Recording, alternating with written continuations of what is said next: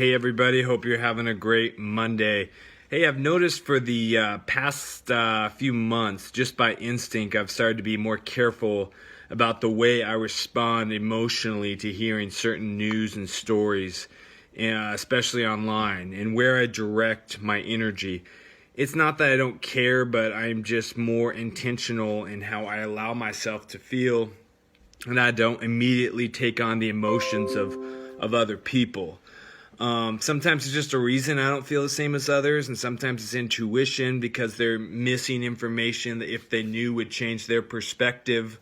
Of course, we all have people or causes near and dear to us that we have the right to feel whatever way we need to feel to process pain and sadness or whatever you are going through. That's a little bit different. However, on a mass level, it's sometimes odd to see people parroting the same things as others when previously they had nothing to say about particular topics or people, and now that something happened, they're experts at internalizing what occurred. People are allowed to be sad or be concerned or fans of people, but there's a definitely more serious thing going on. We have to be careful about releasing fear, sadness, etc. in mass. Because that does set off energy. People have to be careful with their words as well. You can express your sympathies or be sad, saying they're heartbroken, devastated, or can't function over situations that don't affect them is sometimes a little bit overkill. And we're kind of seeing that with the George Floyd incident.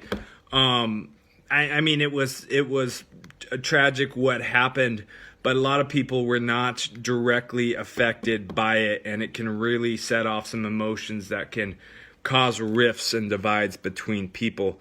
That being said, I'm going to kind of segue into spiritual warfare, and I've heard people say, well, you talk too much about demonology or demons, and we shouldn't be focusing on that. Well, how many times do you see Christians of the faith discussing this? I mean, you may hear them say, the Ephesians, I know we don't wrestle against flesh and blood, and there's principalities out there. God's word says there is. I just don't focus on that. And you may hear a lot about energies and negative energies and frequencies. That kind of thinking has its roots a little bit when that's all you discuss in the New Age movement and spiritual guides and channeling and this and that. Hey, you guys, I get it. Maybe, my focus is a little bit too much on that, but I think it needs to be because you do not hear that a lot from Christians.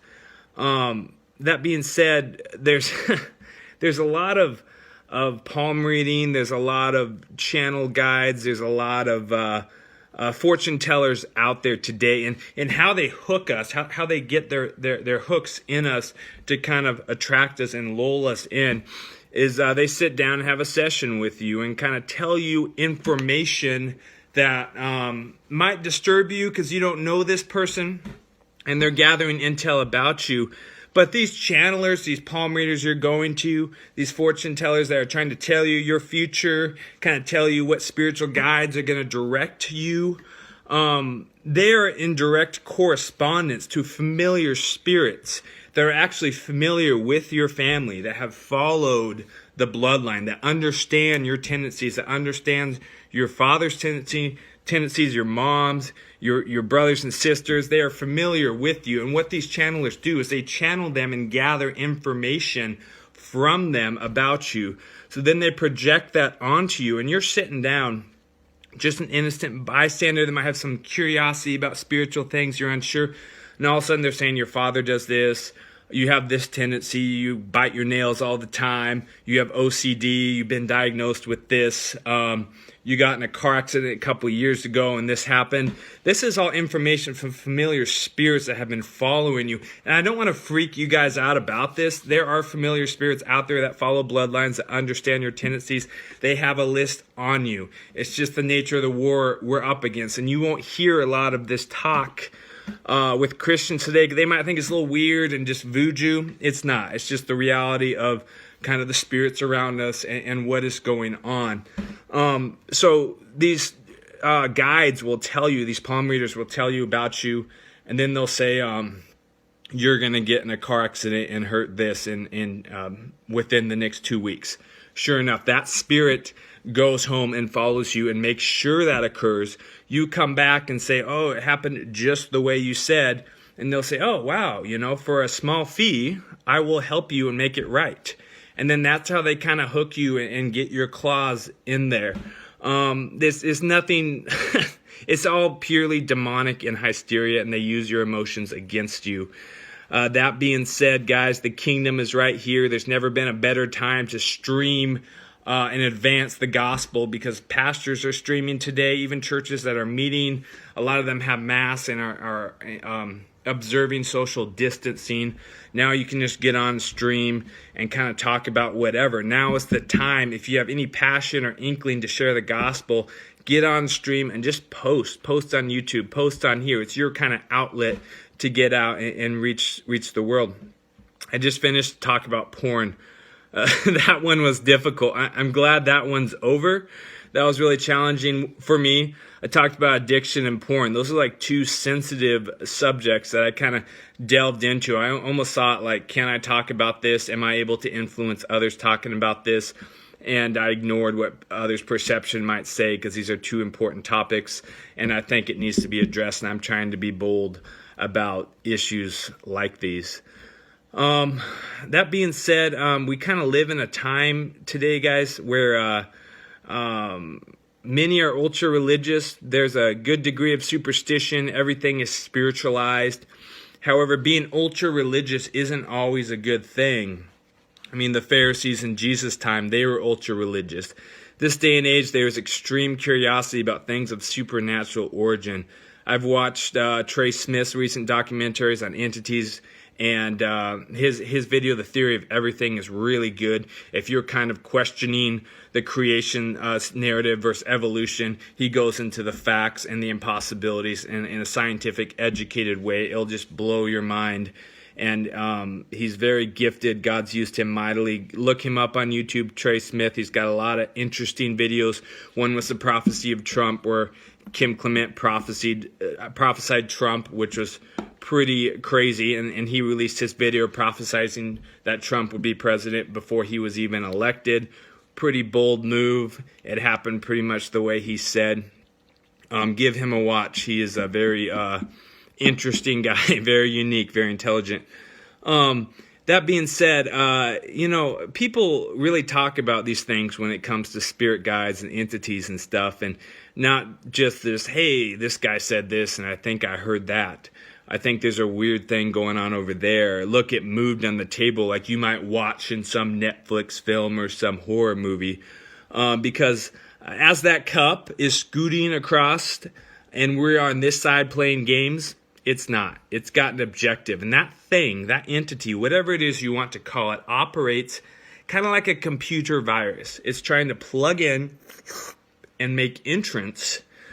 Its main motion isn't moving, chips on a Ouija board or cups across the table. Now, I think it's important to be said to find out the backdrop and kind of interweave that into what are they trying to do? What is it always saying? Look at the correlations. The question is, why is it moving the cup? Its main mode of operation is not cup sliding, but through people, the human mind. The Bible is redundant on this, bringing every thought captive. Hey, they'll tell you this is what you really need, and then we line that with what Christ says about us. Now, the objective of a virus is for something to take control of the system, to destroy the property of the system, to subvert it, if you will. That's what those pushy thoughts originate from. Now, why would your mind convince you to do something? Why would you convince you? Are you not you? So what's doing the marketing here? There's more I could go into with this, but all I want to leave you with is this. Spiritual warfare is very real. This isn't Genesis 6 stuff about giants and demigods that are they're all influencing us on a large scale today. This is one of the first generations in history that doesn't understand this as common knowledge. I mean, they've been practicing this stuff for centuries. And lately the sales pitch has been, God's not real. This world and its surface level materialism is all there is. Yet I want to tell you in truth, it is my heart's desire to lay this before you. before your eyes and inform you that there is a daily struggle being waged over your mind, your will, and your emotions, and most importantly, like the hard drive to a computer system, your soul. That thing in the other side that is making that cup slide, you'll see, that is creating all this hysteria. It's just thrilled to death that we would even give it the time of day. Yet we know the God of the universe, the very thing it also fears the most. And I'm telling you, that thing has nothing to offer you except side effects and more problems, like a little 14-year-old girl in your house who keeps using the last of the toilet paper and won't get a job. While we're on the subject of the devil's craftiness and deceit, you should know, he's created the word religion. He established his kingdom through different religions except Christianity, even though for 2,000 plus years he's tried to dilute it and pollute it. Today, the enemy is in fact working through these other religions. This is just another way he tries to steal your identity and your destiny. I want to expose the devil for who he is through these different religions he uses. For example, Islam. It was established by a delusional and delirious spirit, which tries to make the focal point on creation and yourself. And if you try to convert from Islam, they don't really tell you that they cut your head off. That was kind of a thing they leave out in their marketing schemes. Or some people are just kind of brought up into this religion. Their families believed in it, and it's just kind of common knowledge without really knowing the truth. We here in America have so much access to truth, to Bibles, and yet there's so much ignorance in regards to deception and spiritual warfare today. There's a demonic book out there which speaks half-truth, which is no truth, that will tell you it's the law of attraction. I don't know if you guys have heard of the law of attraction. Basically, the book The Secret talks about it. This is a book based on it, which just said the law of attraction and energies out there determine the complete order of the universe and of our personal lives through a process of like attracts like. The author in this book claims that as we think and feel, a corresponding frequency is set out into the universe that attracts us back to events and circumstances on that same frequency. For example, if you think angry thoughts and feel angry, it's claimed you'll attract back the circumstances that cause you to feel more angry. Conversely, if you feel and think positively, you attract back positive events and circumstances. This is true to an effect. Positive people generally are more upbeat and have a good view on life. If you cultivate positivity, that's a good thing. I'm not saying that's a bad thing. I'm saying when you make that your religion, your ideology, and you don't give credit to God, that opens a doorway for another spirit to kind of come in and control you. It's the same way with horoscopes today. You'll see people, I'm a Sag, I'm a Capricorn, a Libra, and this and that. And that's interesting, but it's all part of the New Age movement where you're gathering information about you that's not from God in the Bible, and that is telling you about future events in yourself. And that's never a good thing. We got to be really careful of the source of our information and where we're gathering it from. Proponents of the law of attraction claim that simply by changing one's thoughts and feelings, you can attract desirable outcomes such as health, wealth, and happiness. Some people believe just by thinking this way you can cure cancer. This is pure deception. The devil counterfeits Jesus Christ and creates false healings by first afflicting the person with the disease and then removing it. So counter that with the Bible, which says to speak life, and instead of the counterfeit laws of attraction that bring death and then false healings, kind of like good karma and bad karma, which is also demonic. Throughout the fights and battles and wars of this life, you'll see Satan using false religion and spirituality to just lure people into his consummating purposes, to take over regions, control neighborhoods, yet for a cost that was dead in the water from the beginning with no eternal reward of any kind. When it's all said and done, the only place they're entitled to is hell. There is a special place for hell there's a special place in hell for people that lead others into deceptive religions and also believe it themselves.